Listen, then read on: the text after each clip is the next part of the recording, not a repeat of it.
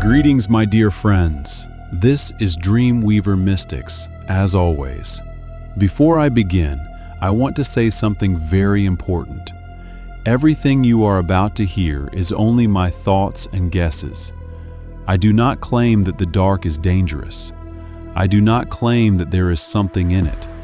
I am simply looking at the shadows, listening to the rustles, and trying to understand why humanity has flinched for so long when the lights go out.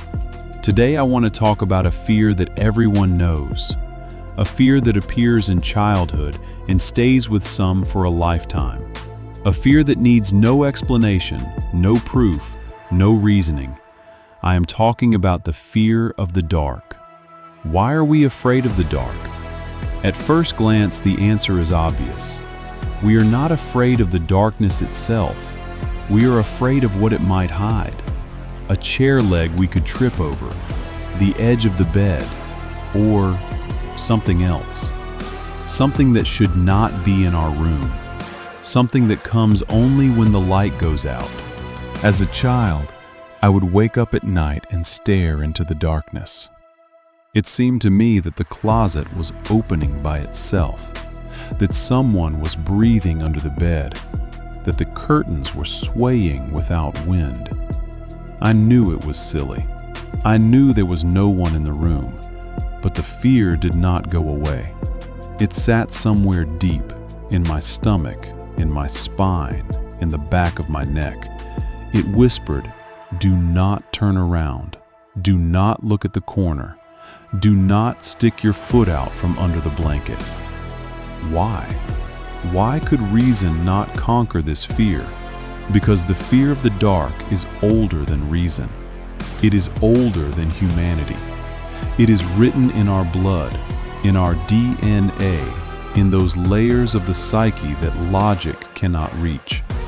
Our ancestors feared the dark for a very practical reason. Predators hid in the dark. In the dark, you could fall into an abyss.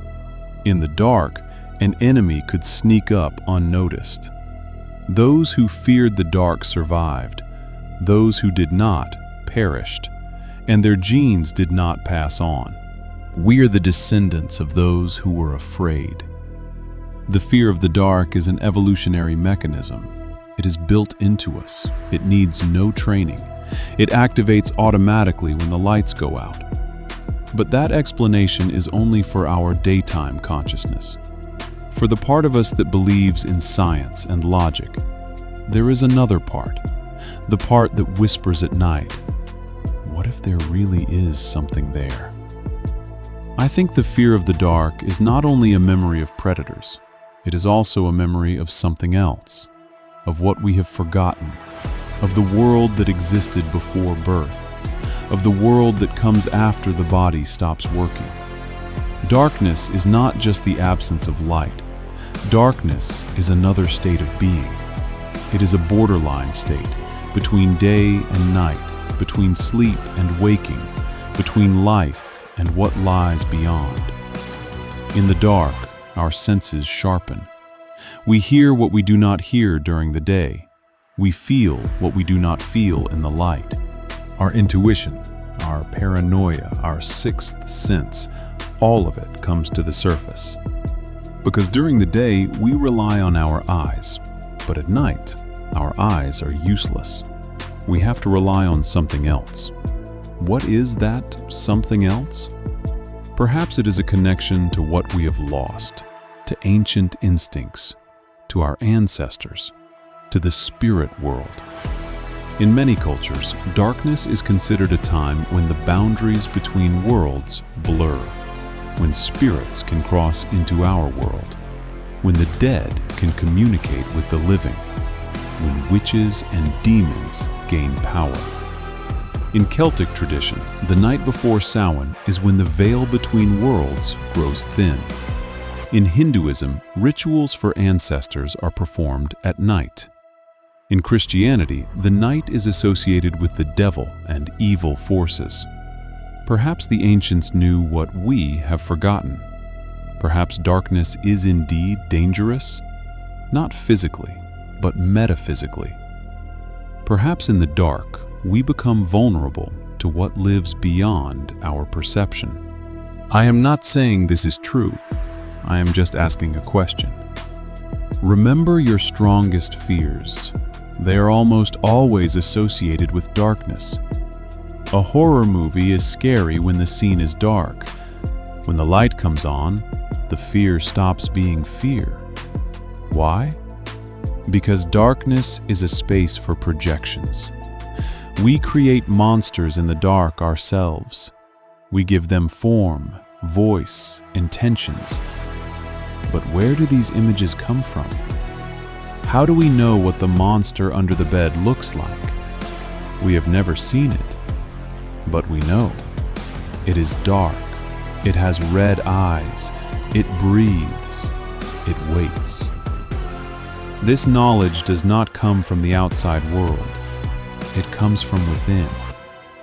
Carl Jung would call this the shadow, the dark side of our psyche, what we suppress during the day but emerges at night. The monster under the bed is not a monster. It is our own shadow, our fear, our aggression, our secret desires. But there is another explanation, more mystical. What if darkness is not emptiness, but a space filled with something? What if darkness is a medium inhabited by beings invisible in the light? I receive many letters from subscribers who share their nighttime experiences. I woke up feeling someone was watching me. I felt a presence in the corner of the room. I saw a shadow moving on its own. Sleep paralysis. We have talked about it before. You wake up but cannot move, and you see a figure in the corner, or feel someone pressing on your chest. Scientists say it is hallucinations, and I believe them. But I also believe that something real might lie behind those hallucinations. What if, in the dark, our consciousness switches to a different mode of perception? We see what we cannot see in the light. We hear what we cannot hear during the day. Darkness opens a door to other dimensions. Children are more afraid of the dark than adults, because children are closer to the source. They have just arrived from a world where there was no light. Perhaps they remember what we have forgotten. Perhaps their fear is not fear of the unknown, but fear of what they once knew. Interestingly, many adults lose their fear of the dark. They get used to it. They convince themselves there is nothing to fear. They turn on the light. But deep down, the fear remains. It sleeps. It waits. It awakens in unfamiliar places, in the forest at night, in a basement, in a house with no electricity. I remember a story. A friend of mine, a rational person, an engineer, did not believe in anything mystical. He laughed at the fear of the dark. Then he went to a remote countryside. There were no streetlights, only stars. He went outside at night. 5 minutes later, he came back, pale. He did not say what happened. He just said, "There is something out there. I do not know what it is, but it is there." What did he see? What did he feel? Perhaps nothing. Perhaps his ancient instincts simply awakened. Or perhaps he truly touched something that lives beyond our understanding.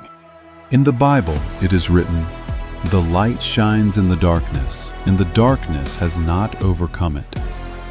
Light and darkness are not only physical phenomena, they are metaphors for good and evil, knowledge and ignorance, life and what lies beyond it. We fear the dark because darkness is the unknown, and the unknown is always frightening.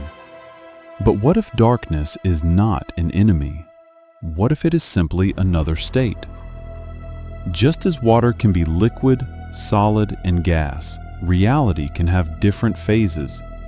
Day is one phase, night is another. Different laws apply during the day, different laws apply at night. Perhaps at night we can communicate with those who have passed on. Perhaps at night we can see the future. Perhaps at night we can leave our bodies and travel through other worlds. In ancient cultures, night was not feared. It was respected. It was worshipped. It was used for rituals. Shamans entered trances specifically at night. Because at night it is easier to cross boundaries. We have lost this knowledge. We have become afraid of the dark. We replaced rituals with night lights. Instead of exploring the darkness, we run from it. We turn on the light, and we comfort ourselves. But the fear remains. It does not go away. It hides. It waits. I suggest an experiment. Not today, not right now. Someday, when you are ready. Turn off all the lights, everything, even the night light. Sit in the dark. Do not turn on your phone. Do not light a candle. Just sit.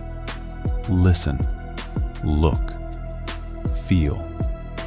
At first, you will be scared. Then the fear will begin to fade. Then you will start to notice that the dark is not empty. There are sounds in it. There is movement in it. There is something. That something might be your imagination, or it might be something real. I do not know.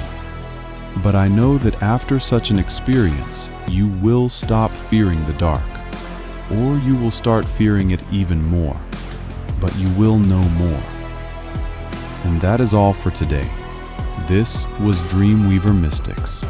Do not forget to subscribe to the channel if you have not already, and hit the notification bell so you do not miss new videos. And write in the comments, are you afraid of the dark? Do you remember your childhood fear? Have you ever woken up at night feeling that someone was watching?